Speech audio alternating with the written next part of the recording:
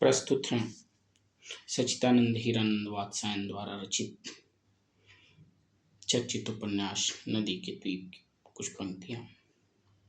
यह पंक्तियां उस समय की हैं जब रेखा और भुवन के मध्य रागात्मिकता आरंभ हो चुकी होती है और रेखा उन्हें पत्र के माध्यम से पूछती है, तुमने मुझे एक बार भी नहीं बताया कि मेरे लिए तुम्हारे हृदय में क्या भाव हैं। प्रेम, स्नेह, दया, संवेदना, करुणा, क्या या कि केवल मेरे दुख के लिए एक प्रतिध्वनि तुम में जगा दी है बस।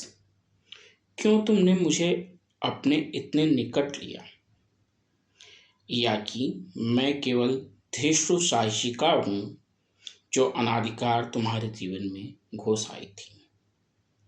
यही एक प्रश्न मैं तुमसे पूछना चाहती थी भुवन, आगे पीछे कुछ नहीं, केवल यही बात, और इसके लिए साहस बटोर नहीं पाई। तुम्हारे सामने न जाने क्यों एक संकोच जकड़ लेता है। मैं उदास हो गई थी, तुम भी उदास हो गए थे। तुम्हें उदास करना मैं नहीं चाहती थी, तुम्हें उदास देखना भी कभी नहीं चाहती भुवन। स्वभाव से मैं वैसी नहीं हूं। तुमने मुझे उदास, दुखी, प्रतिमुखी और उद्देही जाना है, सहा है मेरे भुवन, बड़ी करुणा और स्नेह के साथ सहा है। पर मैं वैसी नहीं हूं। मैं हंसती थी,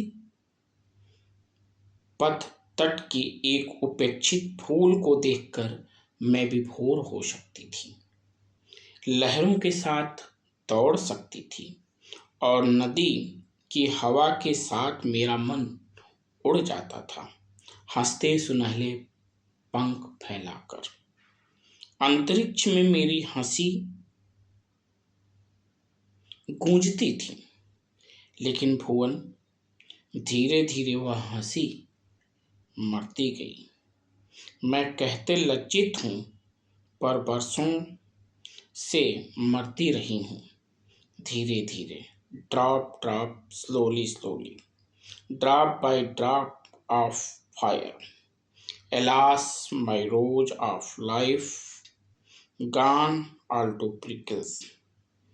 तुमने फिर वह हंसी थी थोड़ी देर के लिए, लेकिन वही सच्ची और मुक्त हंसी।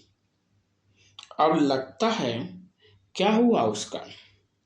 अकारण निराधार हंसी, निष्परिणाम हंसी, लेकिन सच्ची हंसी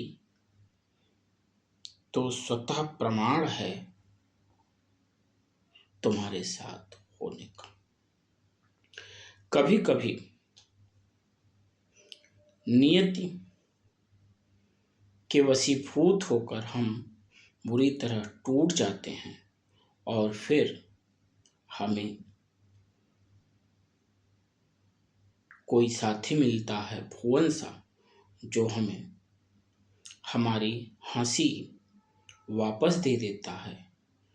जब हम धीरे धीरे मर रहे होते हैं तो कोई हमारे जीवन का कारण होता है, लेकिन वह संवेदनशीलता नितांत क्षणिक होती है, दीर्घ होती है उदासी। धन्यवाद।